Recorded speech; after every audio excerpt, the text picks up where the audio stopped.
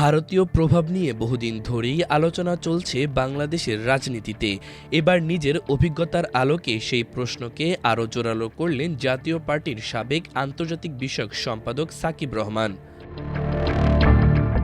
বর্তমানে উত্তরার প্রগতি ম্যাগাজিনের সম্পাদক ও নর্থ সাউথ বিশ্ববিদ্যালয়ের আইন বিভাগের সিনিয়র লেকচারার সাকিব রহমান, সাবেক রাষ্ট্রপতি হুসেইন মোহাম্মদ এরশাদ এবং জাতীয় পার্টির বর্তমান চেয়ারম্যান জি.এম. কাদের তার আত্মীয়।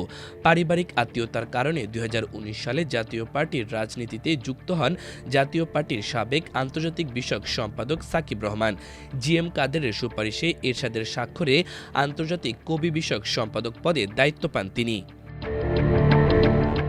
২০১৯ সালে এরশাদের মৃত্যুর পর জাতীয় পার্টির চেয়ারম্যান নির্বাচিত হন জি.এম. কাদের। দায়িত্ব পালনের সময় প্রবাসে থাকা জাতীয় পার্টির বিভিন্ন কমিটি পুনর্গঠন এবং ঢাকায় কূটনৈতিক মিশনের সঙ্গে যোগাযোগের দায়িত্বে ছিলেন সাকিব রহমান। ২০২২ সালের মে মাসে পাকিস্তান হাই কমিশনারের আমন্ত্রণে একটি নৈশভোজে যোগ দেন সাকিব রহমান। সেখানকার এক ছবিকে কেন্দ্র করে ভারতের আপত্তি ওঠে। তিনি জানায়, ভারতের হাই কমিশনের রাজনৈতিক সচিব অনিমেষ সরাসরি জি.এম. কাদেরকে বার্তা পাঠান, যেখানে বলা হয়, এটি আমাদের দেশে গুরুতরভাবে নোট করা হয়েছে, বাকি সিদ্ধান্ত আপনার।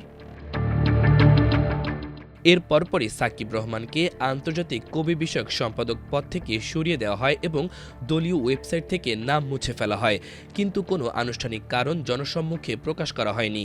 সাকিব রহমানের ভাষায়, আমার অপসারণের কাগজপত্র ভারতীয় কূটনীতিকে দেখানো হয়েছিল, অথচ আমি বা দেশের জনগণ তা দেখতে পাইনি।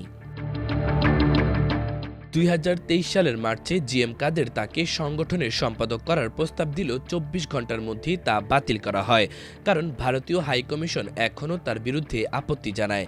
এ ঘটনার পর পুরোপুরি জাতীয় পার্টি থেকে নিজেকে সরিয়ে নেন সাকিব রহমান এবং গণমাধ্যমে প্রেস বিজ্ঞপ্তি দিয়ে দল ছাড়ার ঘোষণা দেন তিনি।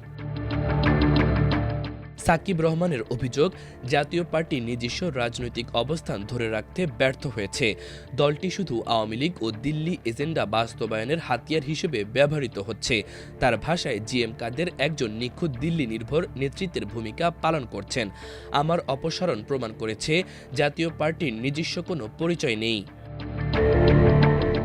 নিজের অন্যায় অপসারণ নিয়ে হতাশ হলেও সাকিব রহমান মনে করেন, এ অভিজ্ঞতা প্রকাশ্যে আনা জনগণের জানার অধিকার।